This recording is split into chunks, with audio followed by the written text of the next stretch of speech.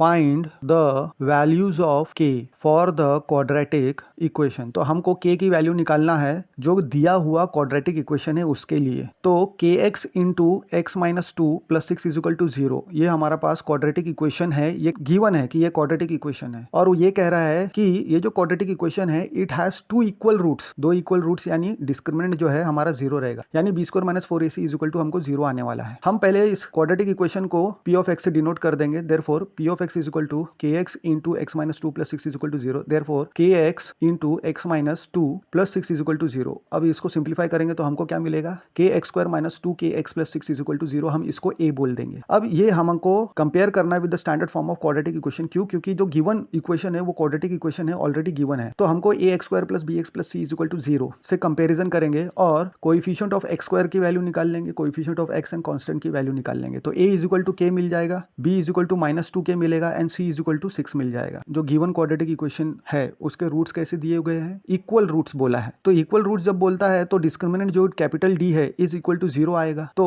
हम लिख लेंगे discriminant capital D is equal to b square minus 4ac is equal to 0, क्योंकि discriminant का फॉर्मूला क्या है, बी स्क्वायर माइनस 4ac। अब उसमें सारे वैल्यू पुट कर देंगे a b c के, तो हमको क्या मिलेगा 2k का square minus 4k into 6 is equal to 0। 4 6 कितना हो गया 24k इज इक्वल टू 0। देख सकते हैं कि कॉमन फैक्टर 4 है, तो 4 से डिवाइड करेंगे थ्रू आउट तो हमको क्या मिलेगा k square minus 6k is equal to 0, क्योंकि 0 को 4 से डिवाइड करेंगे तो 0 ही आएगा। तो k square minus 6k is equal to 0 मिल गया। अब k कॉमन निकालेंगे तो k into k minus 6 is equal to 0 हो गया। अब ये कब पॉसिबल है, या तो k की वैल्यू 0 है तब जाके ये दोनों का प्रोडक्ट 0 आएगा, या k माइनस 6 का वैल्यू 0 है तब जाके दोनों का प्रोडक्ट 0 आएगा। तो k इज इक्वल टू 0 ले लेंगे या फिर k minus 6 is equal to 0 ले लेंगे। तो k इज इक्वल टू 0 के लिए तो k की वैल्यू 0 हो गई और k minus 6 is equal to 0 के लिए k की वैल्यू 6 हो गई। तो हमको k की दो वैल्यू मिल गई, k is equal to 0 and k is equal to 6। तो अगर k 0 है तो हम k की वैल्यू अगर a में पुट करते हैं तो हमको क्या मिलेगा, 0 minus 0 plus 6 is equal to 0। 6 is equal to 0 आ रहा है, यानी ये 6 0 होता है क्या, 6 की वैल्यू 0 है क्या, या 0 की वैल्यू 6 है क्या, नहीं। तो ये जो स्टेटमेंट है गलत है, यानी k की वैल्यू 0 नहीं हो सकता। अब दूसरे के लिए k की वैल्यू अगर 6 है उसको अगेन a में पुट करेंगे तो देखते हैं क्या मिलता है, 6 into x square minus 2 into 6 into x plus 6 is equal to 0। अब सॉल्व कर रहे हैं तो हमको क्या मिलेगा, 6x square minus 12x plus 6 is equal to